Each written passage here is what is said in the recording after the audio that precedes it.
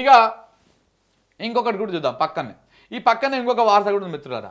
మా లక్ష్యం తెలంగాణ ఖ్యాతి, అభివృద్ధే ఆకాంక్ష, పదవిపై పట్టింపు లేదు, అధికారంతో సంబంధం లేదు, విదేశీ పర్యటనలో స్పెషల్ అట్రాక్షన్గా కేటీఆర్, రాష్ట్రంలో పెట్టుబడుల కోసం ప్రయత్నాలు, లండన్ బ్రిడ్జ్ సదస్సులో కంపెనీలకు ఆహ్వానం, డల్లాస్లో బీఆర్ఎస్ రజతోత్సవ సభలోనూ పిలుపు, తెలంగాణలో పెట్టుబడులు పెట్టాలని వినతి, కేసీఆర్ మాటలకు అంతా ఫిదా, పదవిపై పట్టింపు లేదు, అధికారంతో సంబంధం లేదు, రాష్ట్ర అభివృద్ధి మాత్రమే ఆయన ఆకాంక్షగా పెట్టుకున్నాడు, ప్రతిపక్షంలో ఉండి కూడా రాష్ట్రానికి పెట్టుబడుల కోసం కంపెనీలను ఆహ్వానిస్తున్నారు, మా రాష్ట్రానికి రండి పెట్టుబడులు పెట్టండి అంటూ ప్రపోజల్స్ పెడతా ఉన్నాడు. బీఆర్ఎస్ పార్టీ రజతోత్సవం ఈ ఇతర కార్యక్రమాల కోసం ఫారిన్ టూర్ వెళ్ళిన కేటీఆర్ కొంతమంది వ్యాపారవేత్తలను కలిసి తెలంగాణలో పెట్టుబడులు పెట్టేందుకు రావాలంటూ పిలుపునిచ్చారు. సో ఇది జరిగినటువంటి వ్యవహారం. ఒక నాయకుడేమో తెలంగాణలో ఉండి తెలంగాణ ప్రజలని, తెలంగాణ అమరవీరులని, వీళ్ళని అవమానపరుస్తూ ఉంటే, ఇంకొక నాయకుడేమో తెలంగాణ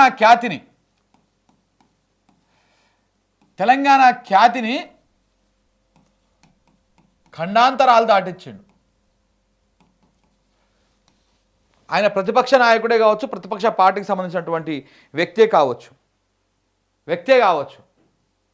ఆయన 30 తారీఖు నాడు, మే 30 తారీఖు నాడు లండన్ వెళ్ళాడు.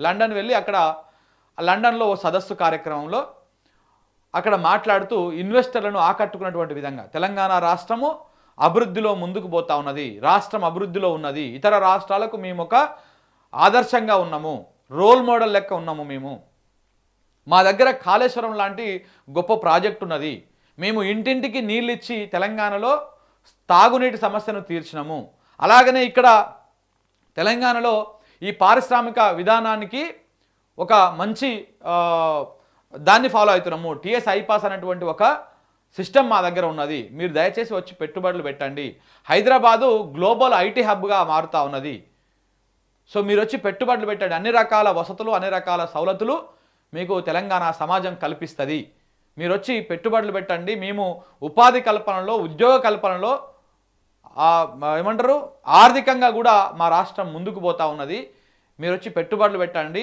ఇప్పుడున్నటువంటి ఈ కష్టాలు ఏవైతే ఉన్నాయో, చీకటి రోజులు ఈ 3 సంవత్సరాల తర్వాత పోతాయి, తప్పకుండా మళ్ళా కేసీఆర్ అధికారంలోకి వస్తాడు, మీరు వచ్చి రాష్ట్రంలో పెట్టుబడులు పెట్టండి అని చెప్పేసి ఆయన లండన్ సదస్సులో మాట్లాడడం జరిగింది. ఒక నాయకుడికి తెలంగాణ రాష్ట్రం మీద ప్రేమ ఉన్నటువంటి వాడికి వచ్చేటువంటి మాటలు ఇట్లా ఉంటాయి. అదే రేవంత్ రెడ్డిని పోయి మాట్లాడమంటే ఆడపోయి ఆ న్యూక్లియర్ చైన్ రియాక్షన్ అని ఒకటి చెప్తాడు, దాని తర్వాత ఇంకోటి ఏం చెప్తాడు, ఇంకేవేవో రకరకాల స్టోరీస్ ఉంటాయి, అవన్నీ గుర్తుకొస్తలేవు సడన్గా ఉన్న పరంగా, కానీ ఇట్లాంటి కామెంట్స్ చాలా ఉంటాయి. ఆడికి పోతే ఈయన చెప్పేది ఎవరికి అర్థం కాదు, వాళ్ళు చెప్పేది ఈయనకు అర్థం కాదు, కాబట్టి ఆ ఇంగ్లీష్ వాళ్ళని పెయిడ్ బ్యాచ్ పట్టుకుంటాడు, ఒక్కొక్క ఇంటర్వ్యూకి మరి 10 లక్షలు ఇస్తారో 20 లక్షలు ఇస్తారో తెలియదు, కానీ అట్లా పెట్టుకొని వాళ్ళందరితోటి మాట్లాడుకుంటా ఇక రకరకాల సూక్తులు, నీక్తులు, రియాక్షన్లు, న్యూక్లియర్ రియాక్షన్లు ఇట్లాంటివన్నీ చెప్పుకుంటూ వస్తూ ఉంటారు. చివరికి ఆయన తెచ్చేది బూడిదనే, ఏం ఉండదు కూడా. మొన్న దావోస్ పర్యటన, ఆ పర్యటనలు కూడా ఆ పెట్టుబడులు అన్నీ కూడా అదాని వాళ్ళతో కాకుండా మిగతా అన్నీ కూడా అంతకుముందు మాట్లాడుకున్నాయి. జేఎస్ రంజన్ అందుకే పక్కనే పెట్టుకున్నాడు, ఎందుకు మారుస్తలేడు, జేఎస్ రంజన్తో అవన్నీ ముడిపడి ఉన్నాయి కాబట్టి ఇవన్నీ వ్యవహారంలో ఆయన పోతే ఏమొస్తాయో ఏం రావో తెలియదు, కానీ ఆ పరువు మాత్రం పోతుంది.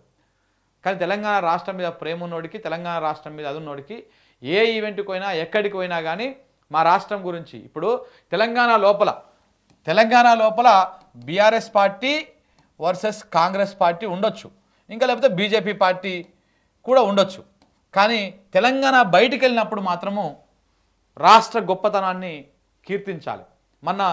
ఇక్కడనే కాదు, మనం తమిళనాడు పోయి ఈ సౌత్ ఇండియాకి సంబంధించినటువంటి స్టేట్స్ అని ఉంటాయి, అవి ఒక జేఏసీగా ఏర్పడ్డాయి. ఆ జేఏసీలో ఏర్పడ్డప్పుడు ఇటు బీఆర్ఎస్ పార్టీ పోయింది, అటు కాంగ్రెస్ పార్టీ రెండు పోయినప్పుడు అక్కడ కూడా సేమ్ ఇట్లానే వచ్చింది. అక్కడ కూడా తెలంగాణ రాష్ట్రాన్ని, అభివృద్ధిని ఏమాత్రము అది కాకుండా ఆయన కేటీఆర్ రాష్ట్రాన్ని వెనకేసుకొచ్చాడు, అంటే ముఖ్యమంత్రిని కూడా వెనకేసుకొచ్చాడు. మేము బరాబర్ మా రాష్ట్రం కోసం కొట్లాడతాం, రాష్ట్రం లోపల ఎంతున్నా మేము కొట్లాడతాం, రాష్ట్రం బయట మాత్రం రాష్ట్రం కోసం కొట్లాడతాం, రాష్ట్రం లోపల మావి రాజకీయాలు, రాష్ట్రం బయట మాది రాష్ట్ర ప్రయోజనాలు అని చెప్పేసి ఆయన మాట్లాడడం జరిగింది. ఇవాళ దేశం బయట కూడా అట్లనే ఖండాంతరాలు దాటి కూడా అక్కడికి పోయి రాజకీయాలు మాట్లాడలే. అదే రేవంత్ రెడ్డి అక్కడికి పోతే ఆడిపోయి కూడా కేసీఆర్ సాగు బతుకులను, ఆడిపోయి కూడా వీళ్ళు గిట్ల చేసిరు, అప్పలపాలు అయిపోయింది, ఆగం అయిపోయినాం అని చెప్తారు.